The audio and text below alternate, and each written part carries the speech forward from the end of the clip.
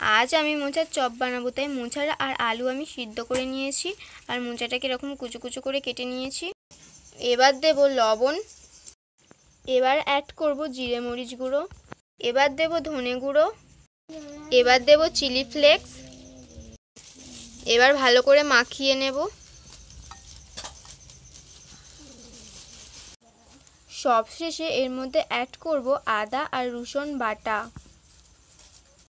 তারপর আবারও ভালো করে মাখিয়ে নেব। দেখো এটা মাখানো হয়ে গেছে। এবার চপ যেভাবে করে ওরকম করে হাতে একটু বেসন মাখিয়ে নিয়েছি আর তারপর চপের মতো করে এগুলোকে গোল করে আমি থেতলে নিচ্ছি। এগুলোকে একটু পাতলা করতে হবে, এরকম করে আমি সবগুলো করে নেব। এবার এখানে আমি বেসন নিয়ে নিয়েছি, বেসনের মধ্যে দেব লবণ, এবার এর মধ্যে দেব হলুদ গুঁড়ো, এবার এর মধ্যে পরিমাণ মতো জল দেব। তারপর ভালো করে মাখিয়ে নেব।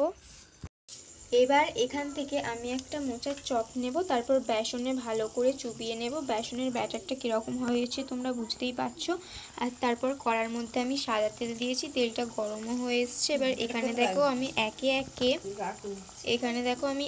একে মোচার চপগুলোকে ছেড়ে দিয়েছি। এবার এই তেলে লাল লাল করে ভেজে নেব।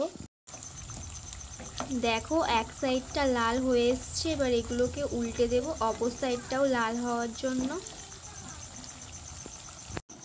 দেখো এগুলো এপিঠ ওপিঠ দুপিঠই ভালো করে ভাজা হয়ে গেছে। এবার এগুলোকে আমি তুলে নেব। এবার এগুলোকে আমি একটু তেলটা ঝরিয়ে নেব। দেখো আমাদের গরম গরম মোচার চপ কিন্তু একেবারে তৈরি আর তেলটাও ঝরানো হয়ে গেছে। এবার প্লেটের মধ্যে ঢেলে নেব। এবার এই মোচার চপটাকে টেস্টি বানানোর জন্য এর উপর থেকে আমি বিট লবণ ছড়িয়ে দেব। আর তারপরেই দেখো আমাদের গরম গরম টেস্টি মোচার চপ কিন্তু একেবারে তৈরি, খেতেও কিন্তু দারুণ হয়েছে। আর তোমাদের যদি ভিডিওটা ভালো লাগে তাহলে একটা লাইক করে চ্যানেলটা সাবস্ক্রাইব করে দিয়ে যেও। বাই।